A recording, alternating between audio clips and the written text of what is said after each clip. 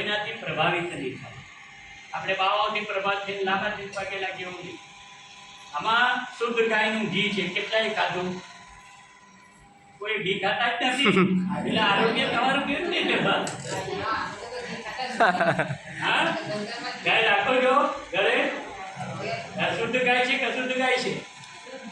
શુદ્ધ ગાય છે. દેશી દેશી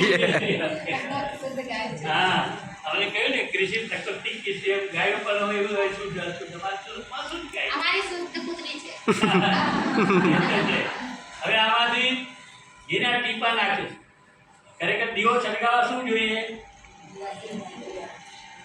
દિવાસળી. દિવાસળી ના હોય તો લાયા ને બેન દિવસ નહીં લાયા. નથી લાયા, ભૂલી ગયા અમે. હા, હવે શું કરશું? તો ઘડી પી લાવા છે કોઈ? કોઈ કોઈની પાસે લાઇટર છે? નથી. તો પછી મારી પાસે બાબા પાસે તો મંત્ર હોય.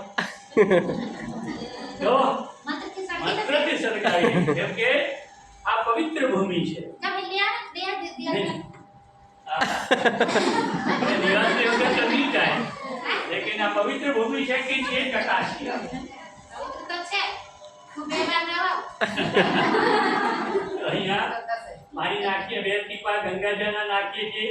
ધીરે ધીરે જ્યારે અગ્નિ ઉત્પન્ન થાય ત્યારે બે હાથ જોડી નમન કર્યો. નમન નહીં કરતો તો નર્કમાં જશે. અરે બાબા પાણી નાખવાથી આગ સળગે. સળગે આગ લાગે. આ પાણી નાખીએ છીએ. મેડમ કહે છે કે પાણી નાખવાથી આગ નહીં સળગવાના. देखो मैया तुम्हें आना है, साक्षात अग्नि देवी के दिखाओ. બધા જેવા હા નીકળો. તારી તો બગાડો.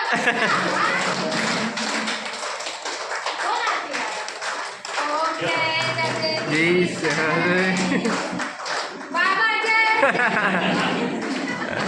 પાણી તે સળગાયા. ઓકે ચલો નહીં